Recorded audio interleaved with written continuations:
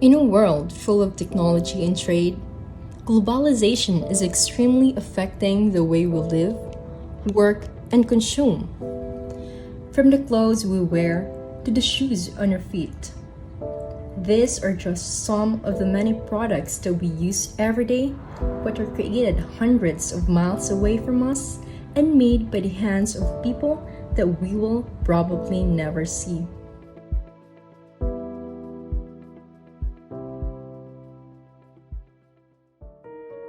Globalization has affected and completely changed the chain of industries globally, reshaping how businesses operate across borders.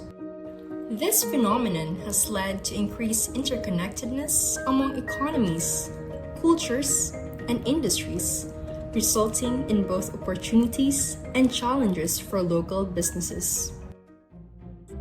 In 1994, 513 registered shoe manufacturers filled the Marikina city with the sound of progress, producing shoes worn across the nation and beyond. But over time, the industry saw a huge decline.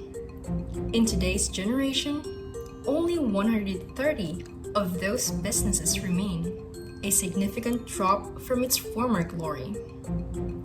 Foreign competition flooded the market, leaving many local shoemakers struggling to survive. The industry is unable to keep up due to its outdated equipment and dependence on imported supplies, and it is still declining due to growing expenses and a lack of workers. Marikina shoemakers are finding it more difficult to survive in a market that is changing rapidly due to the emergence of cheaper imported shoes. Fortunately, there are still those who dare to continue the tradition while battling the challenges made by globalization. Marikina, the shoe capital of the Philippines, tells us the story that making shoes is not just a work nor a skill, it's a legacy. Each shoe made by zapateros reflects the generations of dedication, craftsmanship, and tradition. As technology evolves and the industries are unable to resist the inevitable changes the world has been offering, Marikina is still standing strong and proving that quality, durability, and tradition are far more important than imported products, reminding us the legacy of the shoe capital of the Philippines.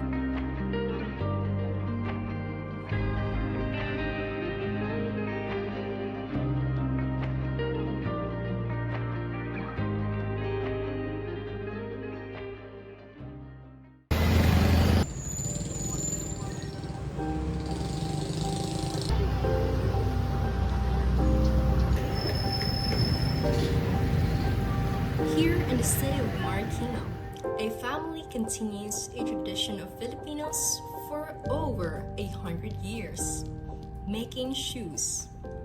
He is the owner of Pandu Shoe Shop. Good morning po. Maraming salamat po sa pag-participate po dito. Ngayon, pag-uusapan po natin ang background of the business and industry. Okay. Good morning. Uh, can you tell us po about how you started po sa paggagawa po ng sapatos and gaano na po katagal yung business? First of all, ako si Mar Joseph Lopez, owner ng Pando Shoe Store. Actually, yung business is family business siya. Nag-start siya sa lolo ko. Then sa tatay ko din ako. Bata pa lang ako, mga 7, 8, hindi naman mga. Mga ganun siguro. 8 kasi dati 8, marunong na yun gumawa ng mga box eh.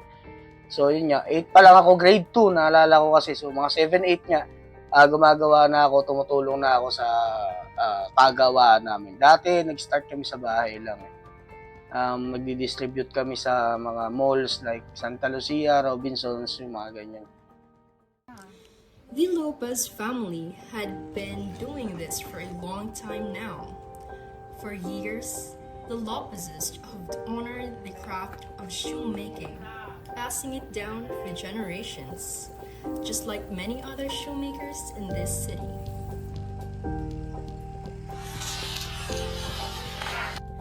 The Marikina shoe industry traces its roots back to 1887 when Don Laureano Capitan Moy Guevara, a community leader, took apart a pair of imported shoes to understand their construction.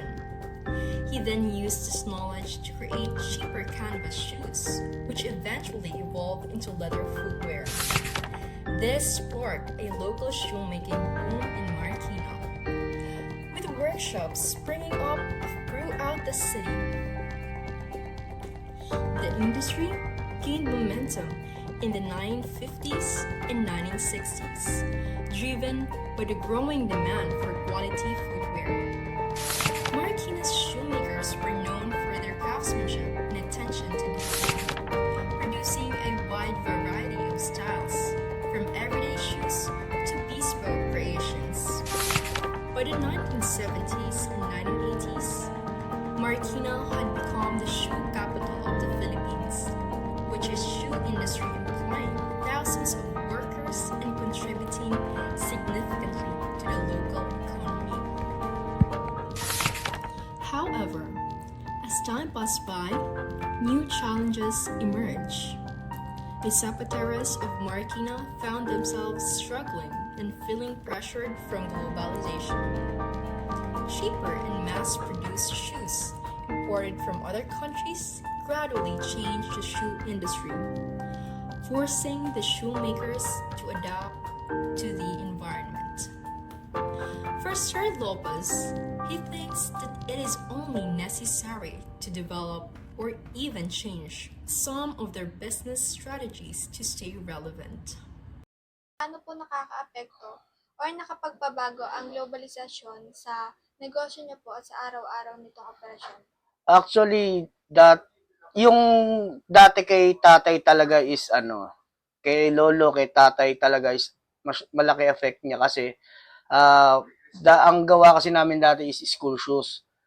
So, yung school shoes kasi yung dumarating from other country is talaga sobrang mura. So, hindi siya kayang i-compare sa presyo dito since materials pa lang, same price na nung shoes na imported. Oh, yun. So, malaking effect siya dati. Pero sa akin kasi, nung ako na yung nag-handle ng shoes, nag-big iba ako ng line. So, from school shoes, ang ginawa ko is from office attire. So, nag-iba ako ng market, iniba ko lahat talaga from scratch. Naging formal shoes, office attire, then nag-online selling ako, tapos nagma-market ako through companies. So, nag-email ako sa mga companies para magkaroon kami ng gawa. So, yun, cash to cash siya, hindi siya cheque. So, yun, doon ako nagsimula. Nakikita niyo po ba ang globalization bilang isang opportunity din para po sa business niyo ngayon? Tulad po ng pag-export po ng mga products niyo or ng mga sapatos niyo po sa ibang lugar or pakikipag-collaborate po sa mga bigger companies? Yan ang wala sa hindi ko naisip palabas ng item ko or ng mga products natin. Sa mga big brands, wala rin akong balak may pag-collab. Kumbaga, lang to meron kasing parang humahad lang din sa akin since wala na rin kasi talagang makuha ang mga sapatero. So, hindi ko na rin siya parang pinaplan na mag-export or makapag-join force sa mga big brands since yun nga. Ang pinakabata ko kasi na sapatero ngayon is 60 years old na talaga. So, wala kasing sumunod sa yapak namin, kagaya ko. Ako, 1988 ako. Pero yung mga kabatch ko is wala talagang naging sapatero kundi ako lang. Sa kabatch ko, kung sa school namin, ako lang talaga yung nakaline sa sapatos.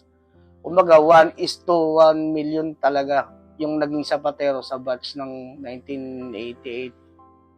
So, yun nga. Hindi ko na siya naging plan para mag-export o kumbaga, waiting na lang ako na mag-iba ng negosyo after 5 to 10 years siguro. Pinakamatanda ako is 76 years old.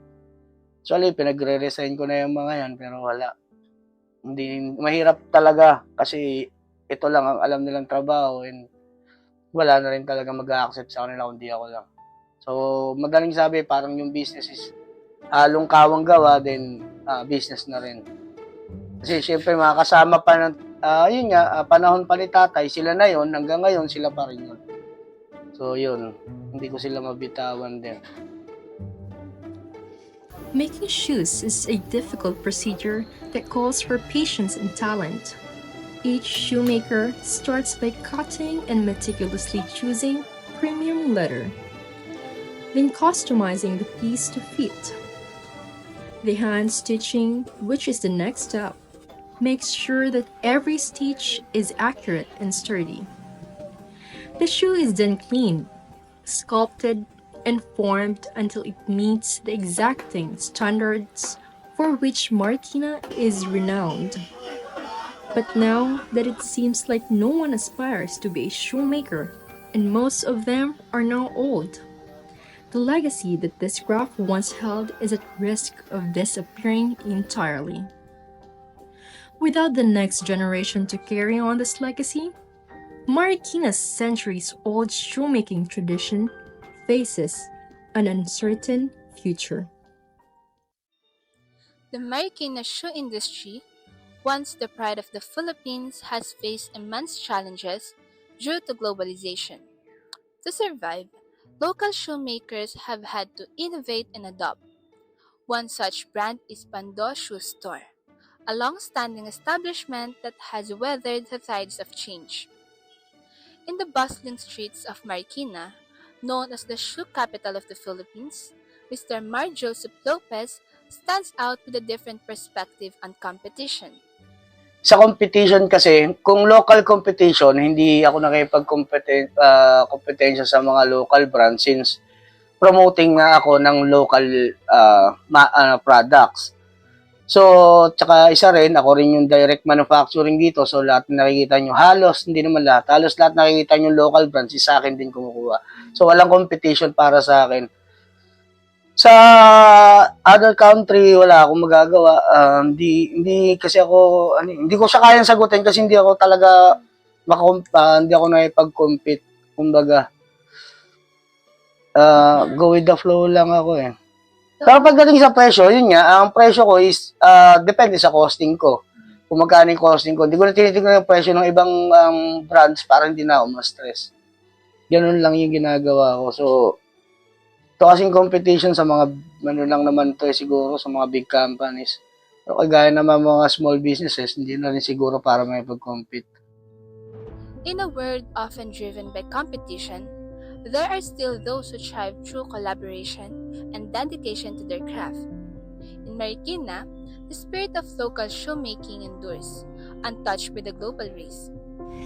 In the heart of Marikina, where generations have perfected the art of handcrafted shoemaking, Mr. Mar Joseph Lopez understands that in order for local businesses to thrive, they need to face globalization head-on by going for modernization. Sa pagtatapos po, ano naman po yung payo ang mabibigay nyo sa ibang local dito sa Marikina na ito din ang negosyo na humaharap ng mga hamon ng globalization at pwede din po kayong magbahagi ng future plans po ng store nyo? Sa ngayon kasi ang mga motto ng mga online selling is Marikina handcrafted shoes. So kung talagang ipupush nila yung business na to, kailangan nila matuto ng modernization din talaga. Like, kailangan nila gumamit ng machine. So mawawala kasi yung handcraft na to since yun nga, Pilipino na may kasalanan kung bakit. Marikina na rin ang may kasalanan kung bakit since yun nga, walang parang nagmana ng business na ganito or yung pag-handcraft na ganito. Ano po yung mga future plans nyo po sa store nyo? Ako, ang future plan ko is kung itutuloy ko to, yun nga, mapupunta ako sa machine made. Pero, 50 machine made, 50 handcraft since gagawa ko ng operator service. So, kumbaga, instead of chapatero, machine yung maglalapat, pero may tao pa rin. Hindi kagaya nung sa ibang other country na conveyor siya. Conveyor lang ginagamit nila, literal na auto push button lang. So, yun ganun nangyayari.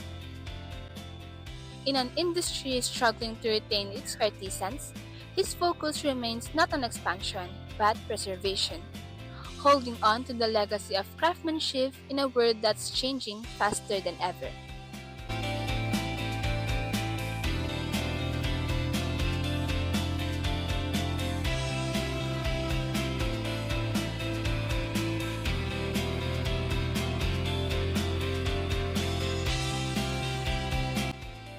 The Marikina shoe industry, with its rich heritage, continues to evolve in the face of globalization.